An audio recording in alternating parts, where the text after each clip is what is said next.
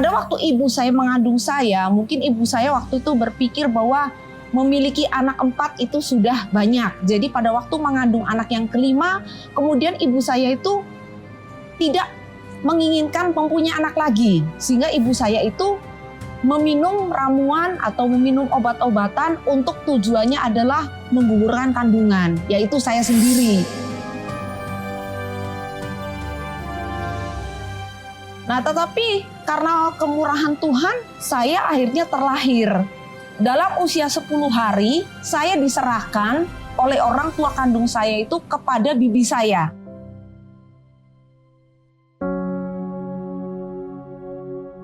Lalu, bibi saya itu berkata seperti ini, "Iya nak, kamu itu pada waktu di kandungan ibumu, pernah kamu ingin digugurkan oleh mamahmu." Sebenarnya pada waktu saya mendengar itu, saya itu sudah memiliki rasa tertolak.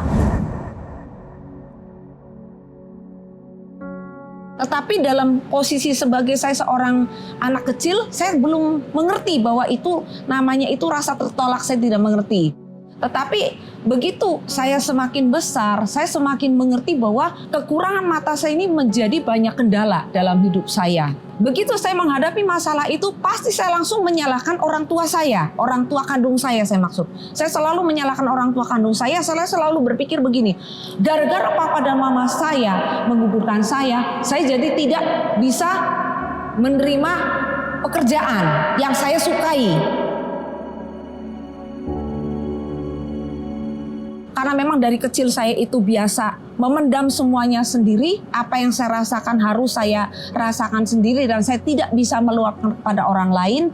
Sehingga saya pada waktu setelah menikah pun saya tetap menjadi orang yang introvert, tertutup dan tidak mudah untuk bergaul dengan orang lain.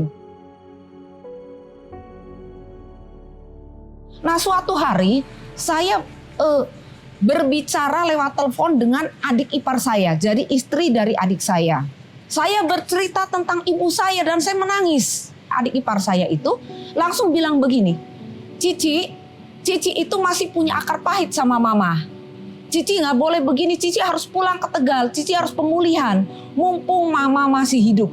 Jadi pada waktu itu papa saya itu sudah meninggal dan mama saya masih hidup.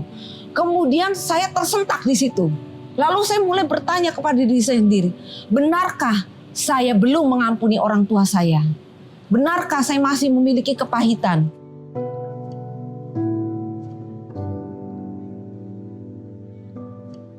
Saya pulang ke Tegal, ke kota kelahiran saya, dan saya menemui ibu kandung saya. Mama, saya hari ini datang, saya mau minta maaf. Karena ternyata selama ini saya tuh menyimpan akar kepahitan dengan mama. Dan saya ceritakan semua bagaimana saya mengalami kekecewaan karena mama pernah menggugurkan saya, kemudian juga saya merasa sewaktu saya tinggal dengan orang tua kandung saya waktu saya usia SMP, mama saya juga tidak menyayangi saya, mama saya tidak memberikan kasih sayang yang sama kepada anak-anaknya. Nah, pada waktu itu mama saya menjawab, saya juga sebagai orang tua saya minta maaf. Karena mama itu ternyata tidak bisa membimbing kamu dengan baik. Mama membedakan kamu. Saya menangis dan saya memeluk mama saya juga minta maaf, dan saat itu saya merasakan ada perubahan yang terjadi dalam diri saya. Saya merasa saya lebih melihat orang lain dengan kacamata yang berbeda. Sewaktu dulu saya masih dalam kepahitan, saya selalu ingin orang lain merasakan apa yang saya rasakan.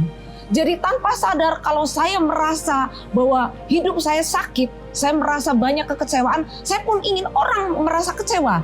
Akibatnya saya mengeluarkan kata-kata yang mungkin menurut saya wajar, tetapi menurut orang lain kata-kata itu adalah kata-kata yang menyakitkan dan seharusnya tidak perlu saya ucapkan. Saat itu saya benar-benar merasa hidup saya sudah dipulihkan dan saya menjadi manusia yang baru. Banyak hal-hal yang terjadi dalam hidup saya menjadi lebih tenang, saya menjadi lebih percaya diri. Kalau dulu dia rasa ingin membalas itu selalu ada gitu. Ingin menyakiti orang lain itu yang bikin dia marah, jengkel itu ada. Tapi sekarang saya perhatikan itu udah nggak ada seperti itu, udah nggak ada. Dia lebih banyak mengalah, lebih banyak ya bertanya sama Tuhan, ini pantas nggak ini kalau saya sampaikan, saya katakan ini bisa menyakiti orang atau tidak. Ya tentu perasaan saya tentunya sangat bersyukur kepada Tuhan ya. Kalau melihat istri dipulihkan seperti itu. Dan itu bisa kami lihat di dalam pelayanan kami begitu luar biasa. Pelayanan kami yang tadinya jemaat cuma dari 6 jiwa yang kami layani. Sekarang itu hampir 500 jiwa yang kami layani sekarang ini. Seperti yang dikatakan di dalam Matius 6 ayat 15, firman Tuhan berkata, tetapi jikalau kamu tidak mengampuni orang, Bapamu juga tidak akan mengampuni kesalahanmu. Jadi buat setiap kita harus saling mengampuni Bapak Ibu Saudara. Dengan kita mengampuni orang lain, hidup kita akan memiliki ketenangan dan bahkan kita boleh membawa dampak yang baik. Hidup kita boleh berdampak buat orang lain, buat orang-orang yang di sekitar kita.